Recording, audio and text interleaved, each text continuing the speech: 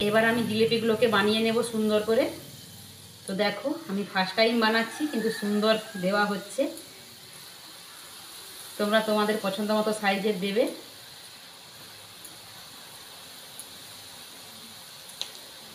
বড় বড় জিলিপি রথের মেলায় দারুণ লাগবে খেতে কিন্তু।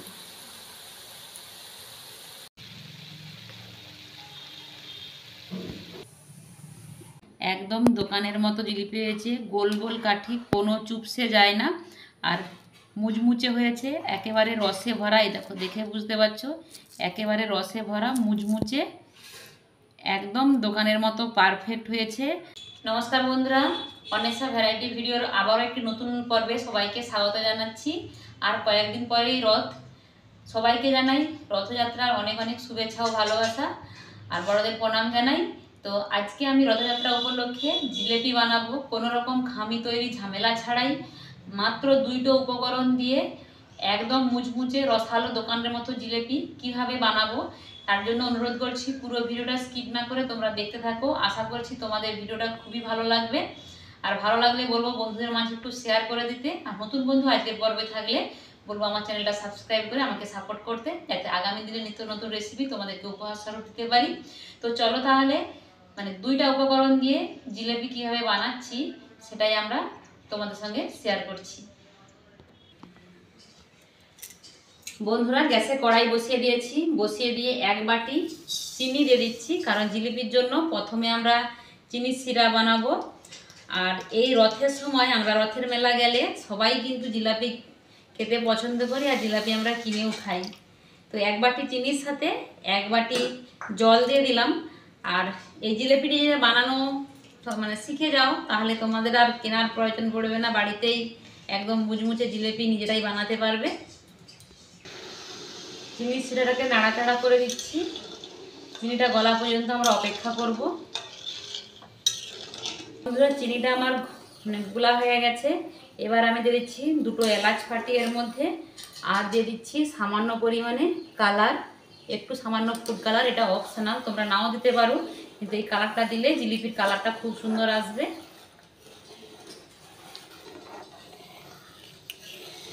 চিনির শিরাটা গলে যাওয়ার পর আমি একটুক্ষণ ফুটিয়ে নিয়েছি, আর একটা হালকা আঠালো ভাব এসে গেছে।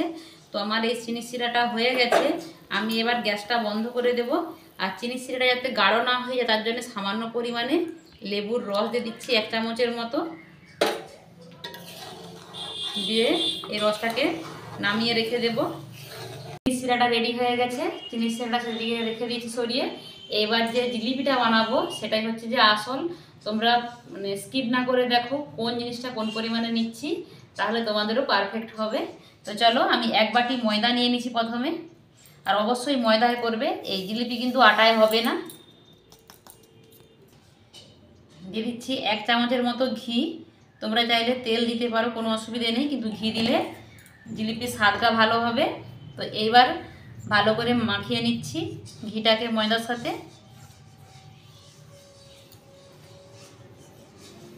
ঘিটা আমার ভালো করে ময়দার সঙ্গে মাখানো হয়ে গেছে। এবার যেই বাটিতে করে ময়দা নিচ্ছি সেই বাটিতে করে 1 বাটি জল নিচ্ছি, কিন্তু জলটা আমি একসঙ্গে দেব না, অল্প অল্প করে জল দিয়ে একটা সুন্দর ব্যাটার তৈরি করে নেব।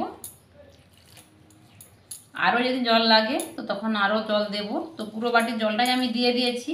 এবার হাত দিয়ে ভালো করে ময়দাটাকে মাখিয়ে নিচ্ছি। তো 1 বাটি জলে আমার হয় না, তো আমি আবারও 1 বাটি জল নিচ্ছি, অল্প অল্প করে দিয়ে একটা সুন্দর ব্যাটার তৈরি করে নেব।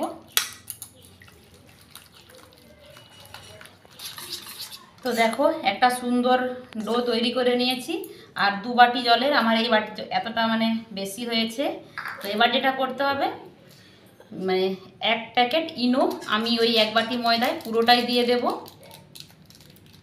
যার কারণে কোনো রকম ভিজিয়ে রেখে খামি তৈরি করার প্রয়োজন নেই, সঙ্গে সঙ্গেই জিলিপি বানানো যাবে। আর 1 প্যাকেট সমান 1 চামচই হয়। তো এটাকে ভালো করে মিশিয়ে নিচ্ছি। আমার ভালো করে মেলানো হয়ে গেছে। ব্যাটারটা কেমন রেডি করেছি সেটাই তোমাদেরকে দেখানোর বিষয়।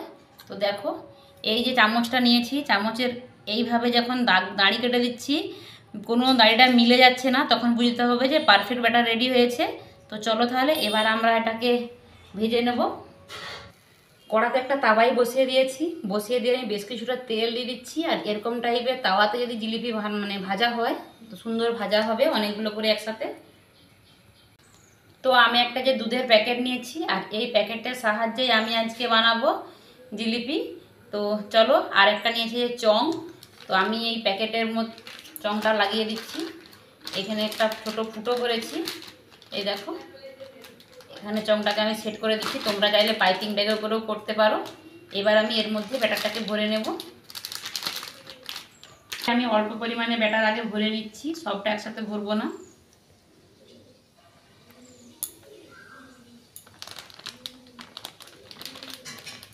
তো তেল গরম হয়ে গেছে, এবার আমি জিলিপিগুলোকে বানিয়ে নেব সুন্দর করে। তো দেখো, আমি ফার্স্ট টাইম বানাচ্ছি, কিন্তু সুন্দর দেওয়া হচ্ছে। তোমরা তোমাদের পছন্দ মতো সাইজের দেবে।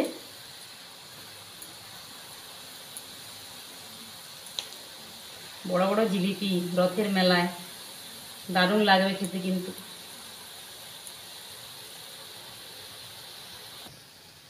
একদম সরু সরু পাপড়ি হয়েছে।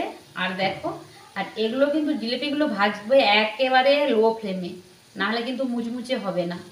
একদম লো ফ্লেমে দিয়েছি, আর একেবারে সরু সরু করে পাপড়ি করে দিয়েছি।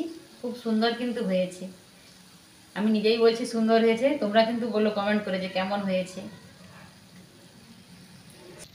তো বন্ধুরা দেখো, একেবারে ধিমি আছে এই জিলিপিগুলোকে উল্টে পাল্টে একেবারে লাল করে ভেজে নিয়েছি, আর ভেজে নিয়ে তুলে নিচ্ছি।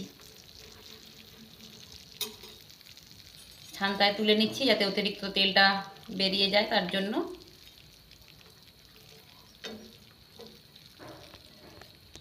এই যে রসটা বানিয়ে রেখেছিলাম, সেই রসের মধ্যে দিয়ে দিলাম জিলিপিগুলোকে। আর খুব সাবধানে দিতে হবে, কারণ খুব তো মুচমুচে ভেঙে যেতে পারে।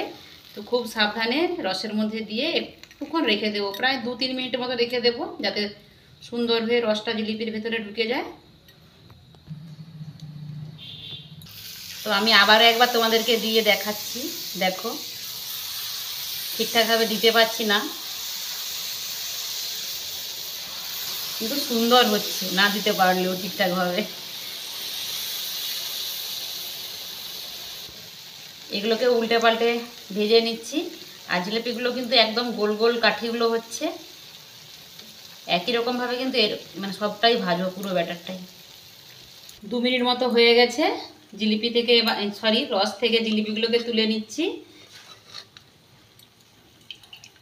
দিয়ে একটু এখানে রেখে দিচ্ছি যাতে অতিরিক্ত রসটা বেরিয়ে যায়। আর যেগুলো দিয়েছিলাম সেগুলোও হয়ে গেছে, সেগুলোকে ওই যে তুলে নিচ্ছি। একটু লাল লাল করে ভাজলে জিলিপিটা বেশ মুচমুচে হয়। ওগুলোকেও রসের মধ্যে দিয়ে দিচ্ছি।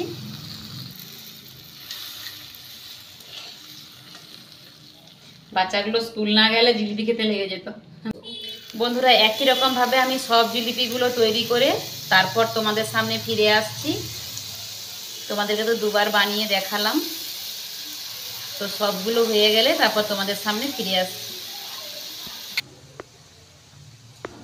বন্ধুরা দেখো, আমার সব জিলিপি ভাজা হয়ে গেছে। আর 1 বাটি ময়দায় কতগুলো জিলিপি হয়েছে দেখো, পুরো একদম এক থালা একদম ভর্তি হয়ে গেছে।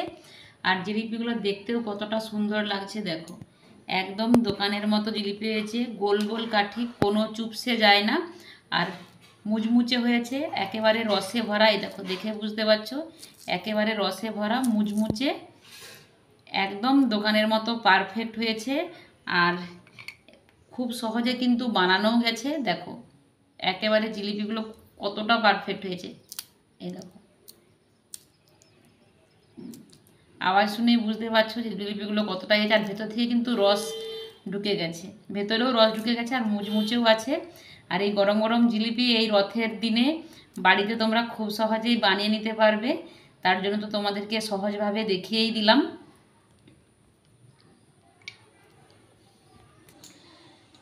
তো দুটো মাত্র উপকরণ দিয়ে খুবই সহজে বাড়িতে একদম মুচমুচে রসালো দোকানের মতো জিলিপি বানিয়ে তোমাদেরকে তো দেখালাম। তো আমার এই ভিডিওটা তোমাদের কাছে কেমন লেগেছে অবশ্যই কমেন্ট বক্সে জানিও। বন্ধুদের মাঝে একটু শেয়ার করে দিও, কারণ সামনে রথযাত্রা, সবাই আমরা জিলিপি খেতে ভালোবাসি। আর রথযাত্রার দিনে জিলিপি সবাই বাড়িতে খুব সহজেই বানাতে পারুক, এটাই আমি চাই আমার রেসিপি দেখে। আর ভিডিওটা ভালো লাগলে একটা লাইক করো আমাকে মোটিভেট করার জন্য, যাতে আগামী দিনে আরও নিত্য নতুন রেসিপি তোমাদেরকে উপহার স্বরূপ দিতে পারি। তো চলো আজকে ভিডিওটা এখানেই শেষ করছি। সবাই ভালো থেকো, সুস্থ থেকো, পরিবারের খেয়াল রেখো আর ভালোভাবে রথযাত্রা কাটাও। আজকে এখানেই শেষ করছি, টাটা।